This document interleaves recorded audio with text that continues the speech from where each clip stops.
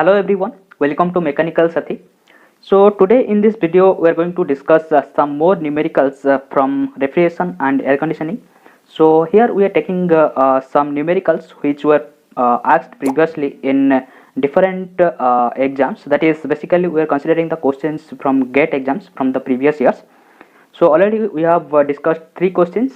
So in this video we will discuss some more questions from the question number 3. That is we will be discussing from the question number 4 over here. So we are using the virtual calculator for the calculation purposes. So I will suggest you to use the virtual calculator so that you can be confident about using that. So be with me till last and try to solve it by yourself and see the solution. Okay, so without wasting time, let us move forward and start our discussion on it. So this is the question number 4. You can see over the screen. So let us first try to read it. So here it is telling that the mass, okay, so if the mass of a moist air in an airtight vessel is heated to a higher temperature, then what will happen? Okay, so basically some mass of moist air is inside any airtight vessel. That means air cannot take entry into that, or it can't go out from that vessel, and it is being heated to a higher temperature. So if we see, basically we are providing the sensible heat. That means it will be increasing the heat. That means we are increasing the heat over here. We are heating the airtight vessel over here. That means we are heating the moist air over here. That means what will happen in this case? In this case, the dry bulb temperature of that moist air will increase. Okay, so let us check all the options over here. So first option, it is telling that specific humidity of the air increases, or second option, that is telling that specific humidity of the air decreases. Option number C, it is telling that relative humidity of the air increases, and D is telling that the relative humidity of the air decreases. So in all the 4 options, it is asking about what will be happening with the specific humidity or relative humidity. Okay, so let us try to draw the what that is our psychometric chart, and we'll be seeing what will happen with the specific humidity and relative humidity. Okay, so psychometric chart will be seeing somewhat like this. So we can see the psychometric chart over here. So in the okay, so in the vertical, that means in the y-axis we'll be having the specific humidity, that is W, we are denoting that, and in the x-axis it is in this direction, we'll be having our dry bulb temperature. Okay, that is dBT. So specific humidity will be increasing in this direction and dry bulb temperature will be increasing in this direction. Okay, and the saturation pressure are located in this direction, are denoted in this direction. So all these things I have discussed in a previous video, so I'll provide that link. If you have not watched that video, then go to that link and watch that so that you can get your concepts clear. Okay, so here we have to show the specific humidity and the relative humidity. So specific humidity we have shown over here, and relative humidity are shown like the lines shown like this. Okay, at the saturated line. So okay, so this is the saturated line. At this saturated line, it will be having the relative humidity maximum. That means it will be having the 100% relative humidity. Then below that it will be decreasing, that is 90%, then it will be 80%, like this. So these lines which I have drawn with the black color, that shows us the relative humidity, and the specific humidity, let me draw the lines. So these let me draw. Okay, so these horizontal lines will be showing the specific humidity. Okay, so what we are doing over here sorry, so we are heating the airtight vessel. That means the moist air which is present inside that vessel is being heated. That means we are increasing the dry bulb temperature. So let this is the point over here. Suppose we are first here, then what we are doing, we are heating. That means we are increasing the dry bulb temperature. So this is the final condition. Okay, so during this process, what will happen to your specific humidity and relative humidity will be seeing over here. So if we'll see, in this case there will be no change in specific humidity, but there will be decrease in our relative humidity. That means Suppose 90% of relative humidity was here. After going a heating process, that means after increasing the dry bulb temperature, our relative humidity may decrease to, let this is 80 and this is 70. So now relative humidity at this point is 70. So if we will be seeing all other options over here, then we will be matching with our answer, that is D, relative humidity of the air decreases. So D option will be the correct answer over here. So I think you have understood this one. So here answer will be option number D. Okay, so now let us move towards the next question, that is question number 5. So let us first read it. So here it is telling that a moist air sample has the dry bulb temperature of 30 degrees centigrade and the specific humidity of, that is given as 11.5 gram of water vapor per kg of dry air. So you have to see this carefully. So here dry bulb temperature it is given in degree centigrade, so no problem with that. But here if you see, specific humidity is given in terms of gram water vapor per kg of dry air. So we have to keep it in a single unit. So you may convert that into gram water vapor per gram dry air, or you can convert into kg water vapor or kg dry air. So you have to keep it in mind. Okay, so next let us read. So here it is saying to assume the molecular weight of the air, it is as 28.93. okay, so if the saturation vapor pressure of the water at 30 degrees centigrade it is given as 4.24 kilopascal and the total pressure is given as 90 kilopascal. Okay, and then the relative humidity in percentage of air sample is what? So we need to find out the relative humidity of the air which is given to us. So it was asked in GATE 2010, okay, 2010. Okay, so options are over here, you can see. So let us try to solve this one. So let me change the ink. Okay, so here dry bulb temperature is given to us 30 degrees centigrade, and specific humidity that we are denoting by W actually. So W it is given to us 11. So okay, sorry, 11.5. So it is given in terms of that is gram water vapor per that is kg of dry air. So if we will be converting that into kg water vapor, then we can multiply with sorry, that is 10 to the power minus 3. That will be now in kg water vapor, okay, per kg dry air.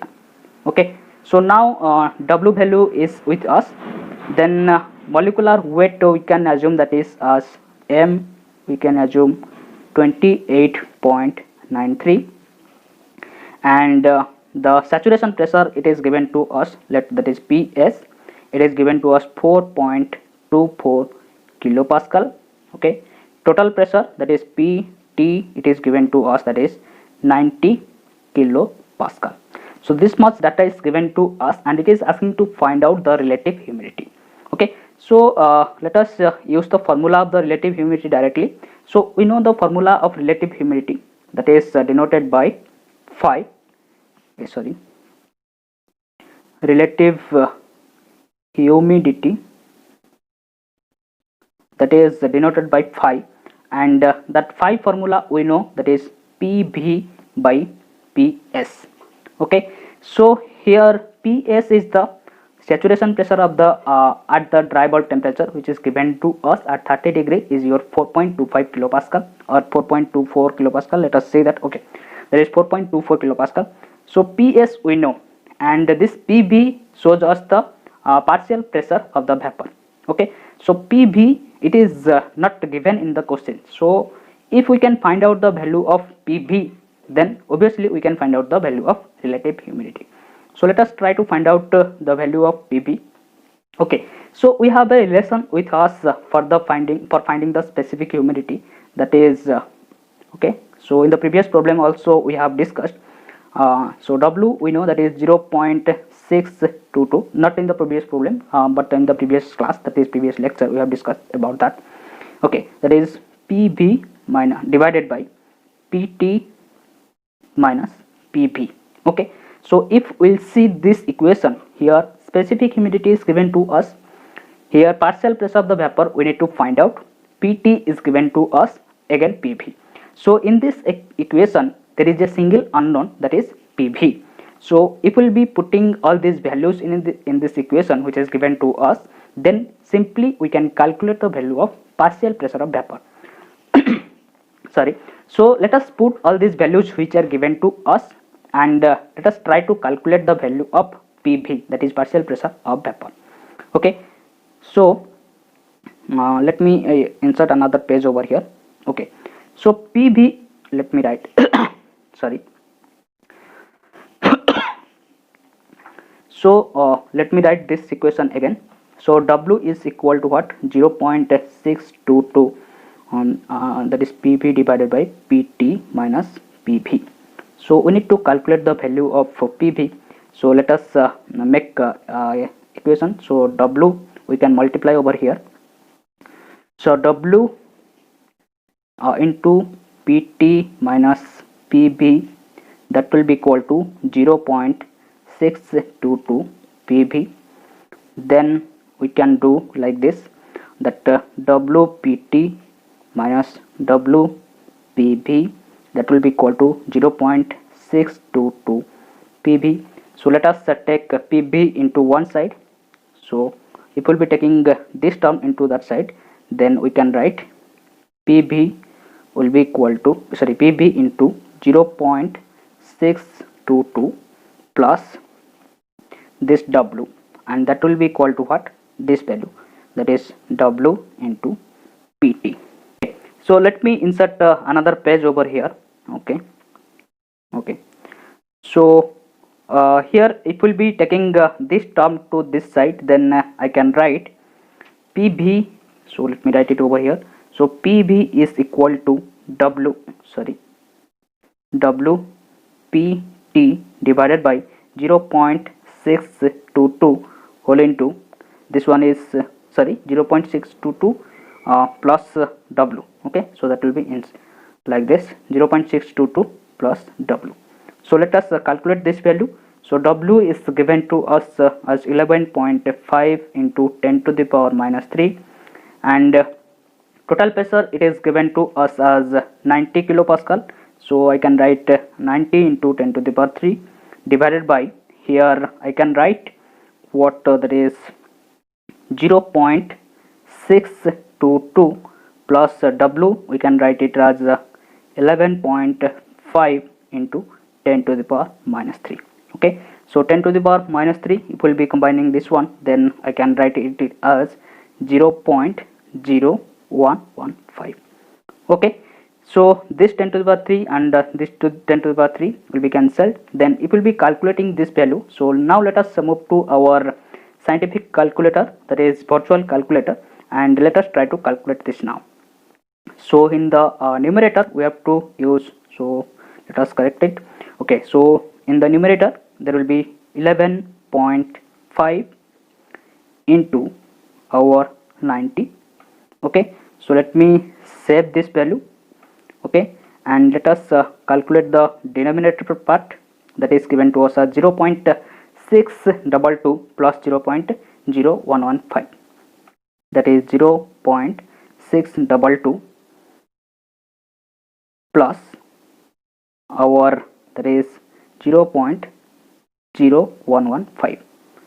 So we'll be having this value, that is 0.6335. okay, so we'll be having this value 0.6335, and now we'll be having this one 1035 previously divided by, so let us erase all those things.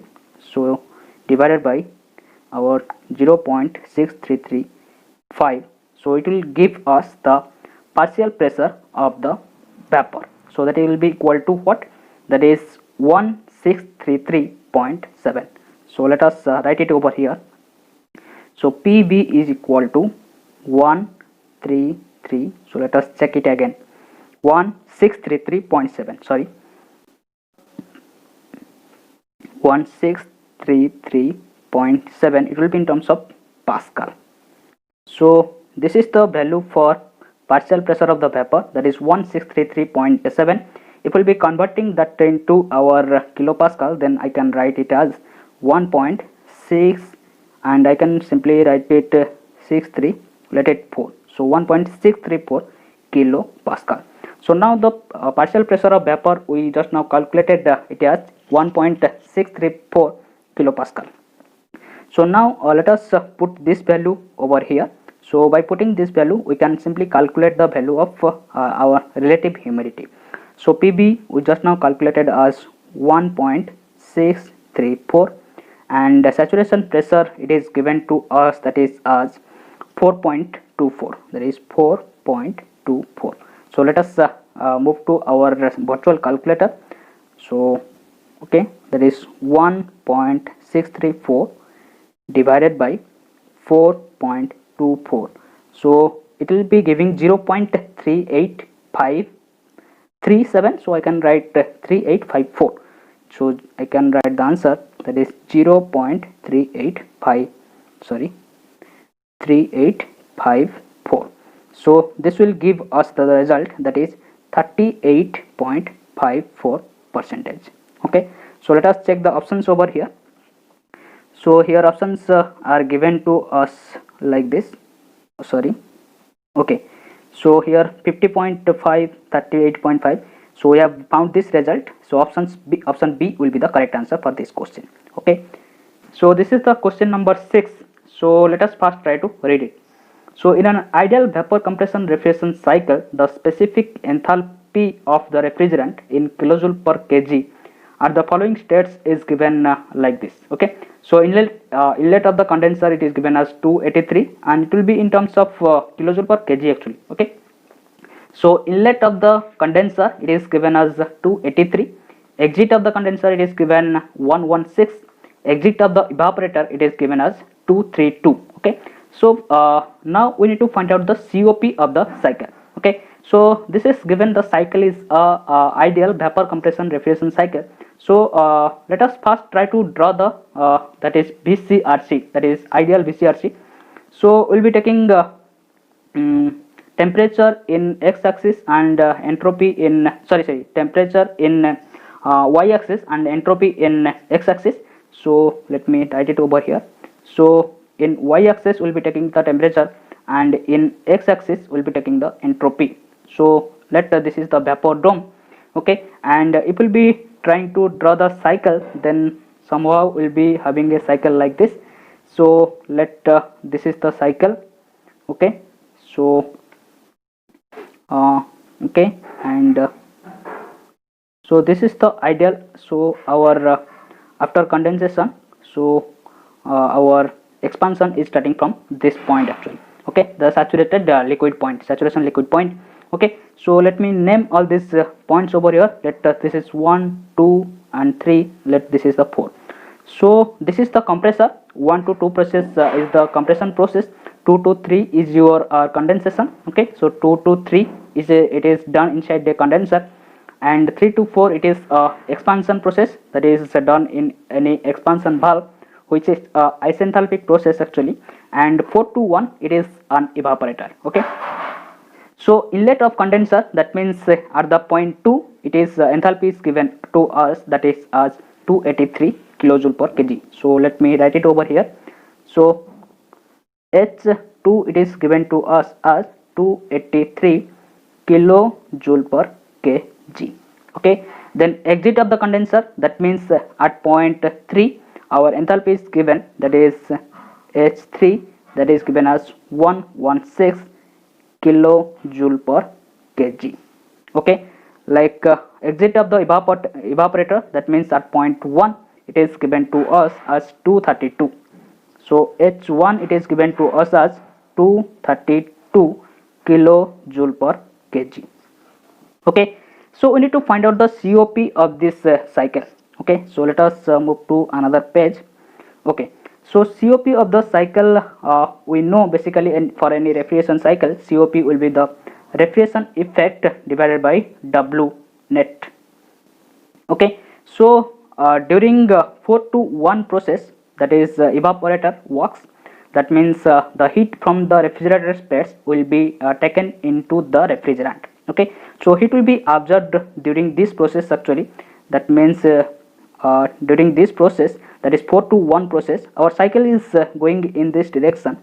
Okay, so in this process, that is 4 to 1 process, our heat will be absorbed into the refrigerant. Okay, and this is the condensation process. That means during 2 to 3 process, our refrigerant will reject heat. Okay, and from 1 to 2 process, that is in 1 to 2 process, will be supplying some amount of work through the compressor. Okay, so refrigeration effect we can calculate from the 4 to 1 process, and the work done, basically we are neglecting the work done, or work which will be obtained by the expansion valve, because we are not not obtaining any work during the expansion, and we are supplying the work during the compression process through the compressor. So that is the work will be counting over here.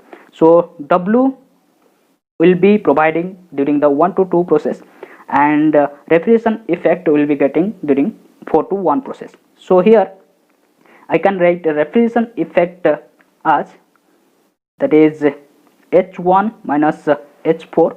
Okay, so I think we know up to this actually.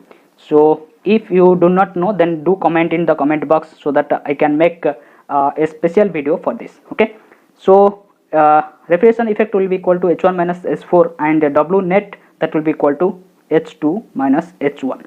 Okay, so I think everything is given to us. And another thing, I already told you that the enthalpy at point 3 will be equal to the enthalpy at point 4, because it is an isenthalpic process. Okay, so as S3 is given to us, that means that will be equal to H4 also. Okay, so now everything is given to us. Simply let us put all these values and calculate our COP. So H1 is given to us as 232, and H4 is 116. So I can write it over here, 232 minus 116 divided by H2, it is given to us 283, and H1 is 232. So 283 minus 232. So let us calculate this by using the virtual calculator. So 232 minus 116. So let us use a bracket, 232 minus 116. Let us close this bracket, then divided by, and in the denominator we will be having 283 minus 232. Okay, that is 280. So let me use a bracket over here, 283 minus 232, then we'll be getting the answer 2.27. So 2.274, I can write it over here, 2.274. So let us check our all these options. Here it is given in option A, that is 2.27, 2.275, 3.27 or 3.75. So here we can say our option A will be the correct answer for this question. Okay,